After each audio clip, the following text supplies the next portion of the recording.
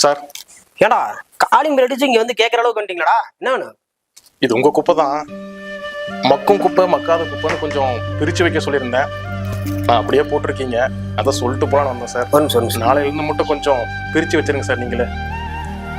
டேய், நான் பிரிக்கணுமா? சம்பளம் வாங்குறேன்ல, நான் அந்த ஓரத்துல உட்காந்து பிரிச்சு எடுத்துட்டு போ. நானே பிரிச்சுக்கிறேன். காசு மட்டும் ஒரு 100 ரூபா மட்டும் கொடுப்பியா? டேய், 5-10 கேட்டு இருந்தீங்க, 100 ரூபா கேட்கற அளவுக்கு ஆயிடுச்சுல உங்களுக்கு. உங்க வீட்டு குப்பையை பிரிக்க சொன்னதுக்கே உங்களுக்கு இவ்வளவு கோவம் வருது. இந்த ஏரியாவில் மொத்தம் 200 வீடு இருக்கு. 200 வீட்லயும் போய் நான் உட்காந்து பிரிச்சுட்டு இருந்தா என் நிலைமையை கொஞ்சம் நினைச்சு பாருங்கய்யா.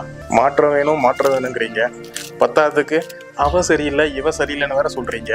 ஆனா ஒரு சின்ன விஷயத்த கூட நம்மளால மாத்திக்க முடியலையே சார். வேற என்ன பண்ண முடியும்? ஃபர்ஸ்ட் மாற்றம் நம்மள இருந்து வரணும் சார்.